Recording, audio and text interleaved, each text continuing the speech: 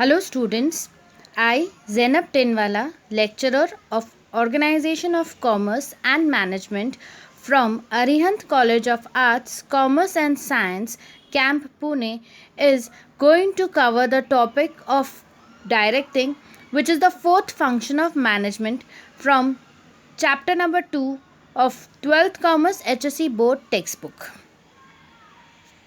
So let's begin.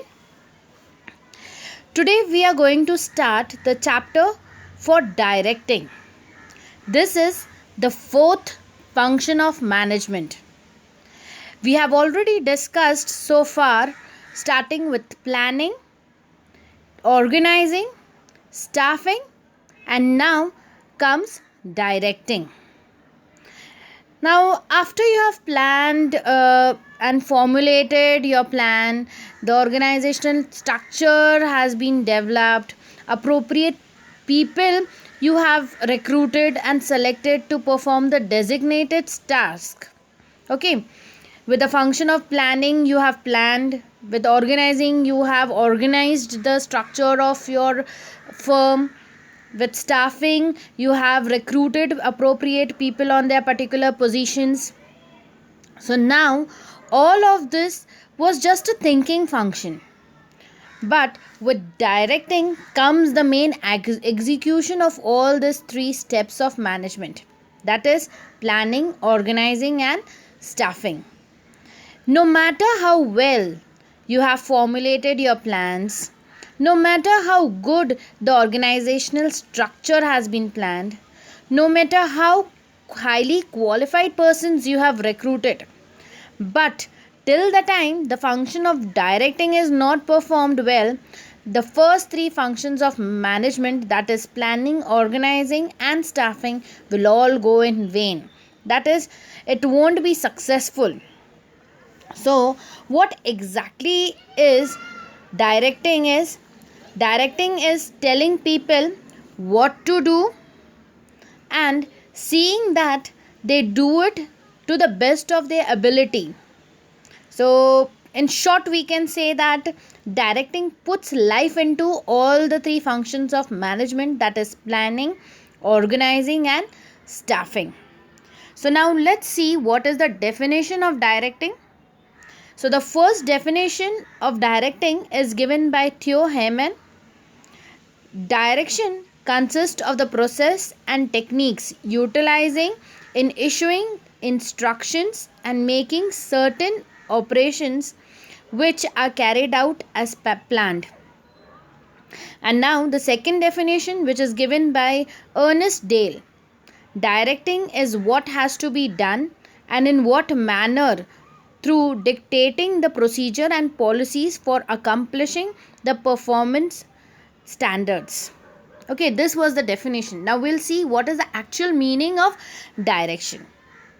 So, directing is the soul of management function. As I have already told that directing puts life into the three functions, that is planning, organizing and staffing.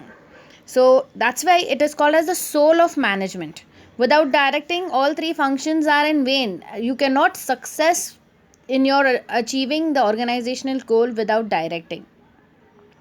So now what is directing? It is the process of instructing, guiding, communicating, inspiring, motivating and supervising the employees to achieve the predetermined goals of an organization. Like there is a supervisor who will instruct his employees what to do. He'll guide his employees in which way to perform that task. He'll communicate with the employees.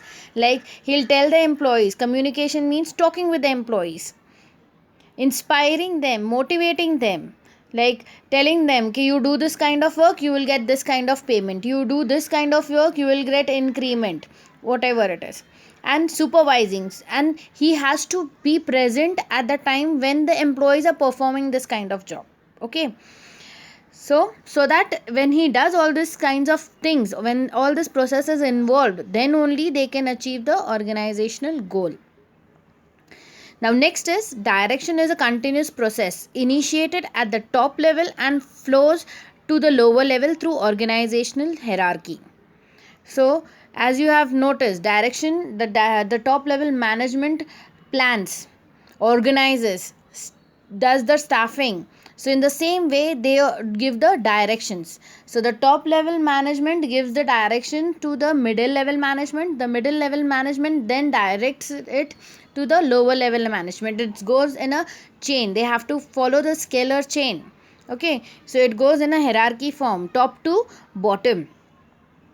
Director is a person who shows the correct path as well as guides the employees in solving the problems whenever necessary.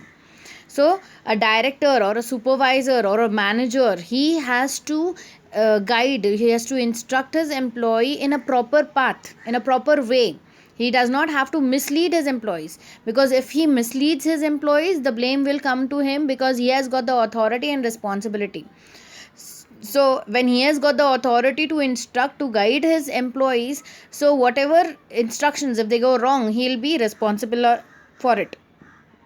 So whatever he shows his employees, whatever instruction he gives, whatever guidance he gives, whatever he communicates with the employees, should be in the proper way, in the right path, so that the problem is solved and they can achieve the organization goal at a fixed specific time.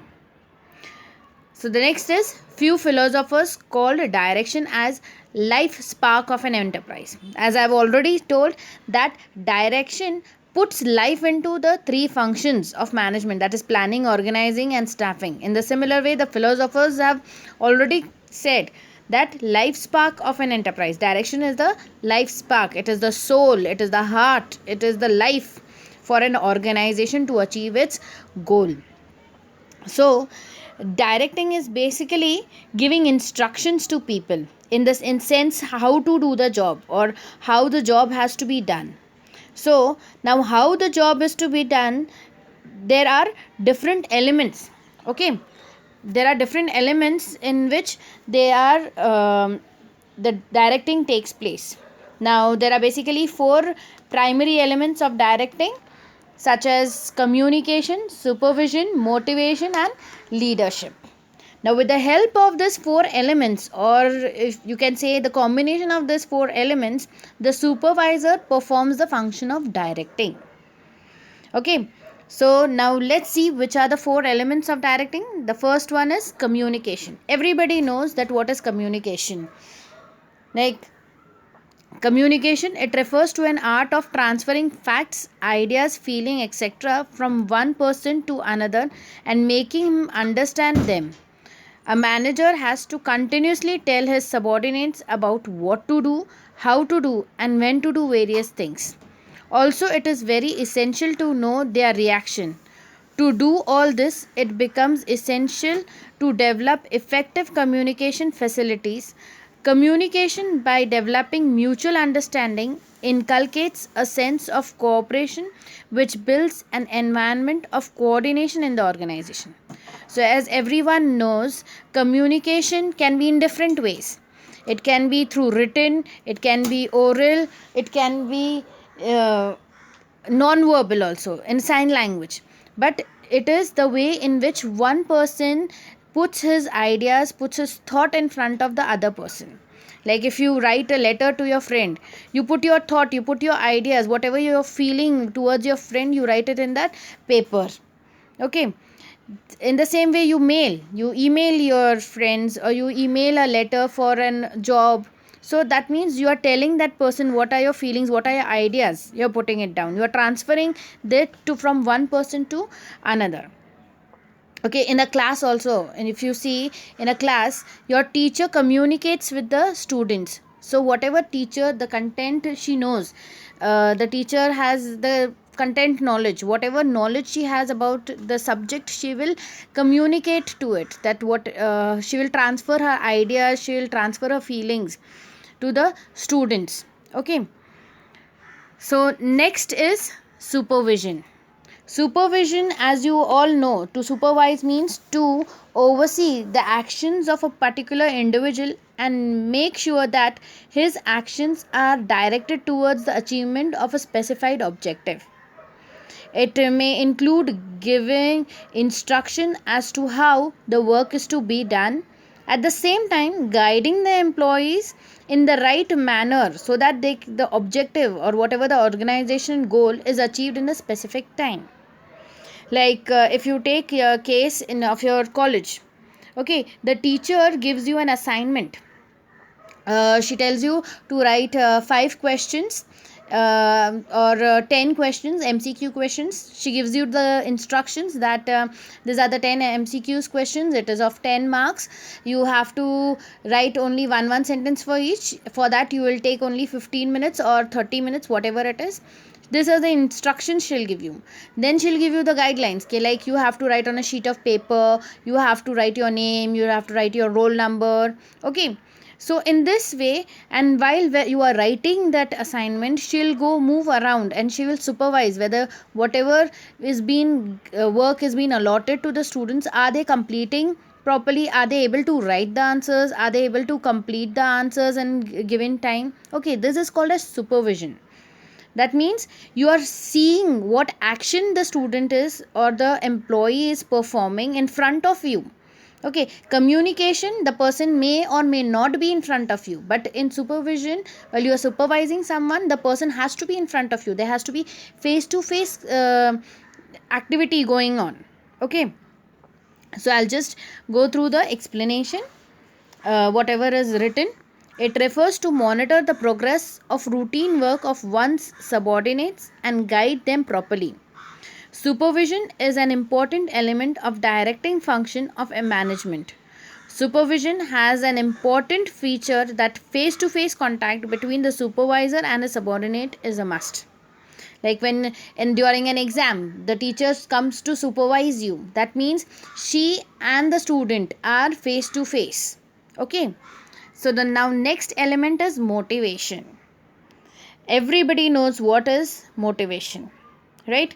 So it refers to that process which exists people to work for an attainment of a desired objective. Like a small child, when you just tell him, okay, you walk few steps, I'll give you a chocolate. That means you are motivating him to walk by giving a chocolate. Okay, in the similar way as in the class, the teacher says, okay, complete this project within this period of time, within few days, a target time limit is given, you complete your project, then I'll give you a good marks for your internal exam.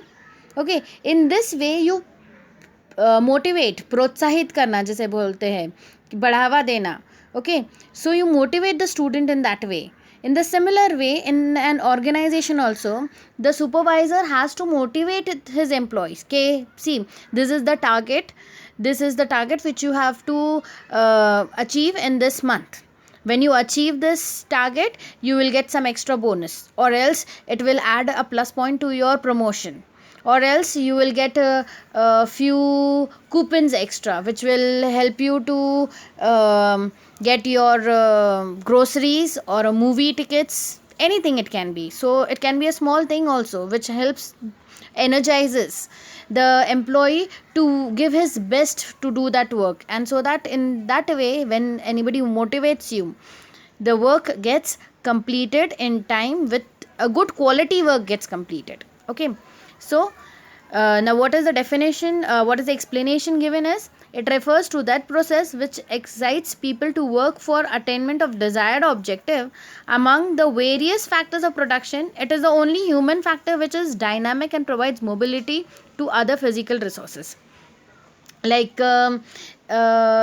we can say, when your mother cooks food, and the food which you like the best, you like pizzas, so today she is going to cook pizzas, so that motivates you to help your mom in the kitchen.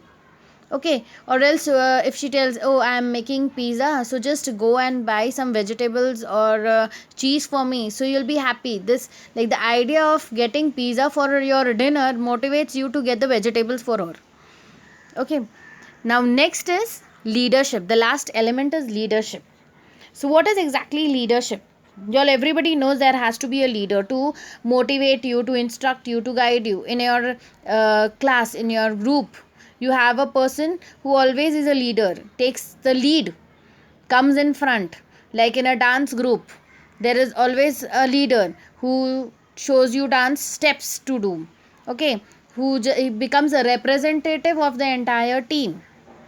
So in the similar way, in an organization also, there the manager or the supervisor becomes the leader, and now what he has to do is, leadership is a process which manager used to guide, direct, and influence the work of the subordinates in a desired direction. It is also the ability of the manager to induce the employees to work confidently and with vigor. In simple words, leadership skills allows a manager to influence others for the realization of a goal. Further, leaders must have an eye set on the future and motivate people to achieve the vision. So what exactly is leadership is? It is an art which influences the behavior of the people. Okay. So what happens because of this?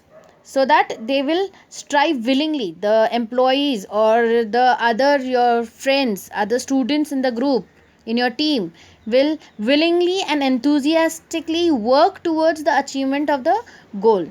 So a leader is a person who explains the employees that how to achieve the goal of the organization, and while explaining him, while guiding him, or while instructing the employees or any students, they have to even see what is will be the outcome, what will be the effect of their performance, today's performance in future. So he has to have a good foresight for that. Okay, so with this four elements, and we can say that we can conclude that directing is the process in which the manager instructs and guides and oversees the performance of the workers to achieve the goal. And directing is the heart of the management process, without which planning, organizing, and staffing are nothing, are not successful at all. And directing initiates action and is the form from where actual work starts. Okay, without direction, like once the people are directed, when the employees are appointed, there has a person to tell the employee, okay, nahi, this is the machine, here you have to work, this is the place, these are the books of records in which you have to make those entries. Okay, so in this way, in simple way, it is described as providing guidance to the workers in doing work. In my next video, I'll be doing the importance of directing. Till then, take care. Thank you.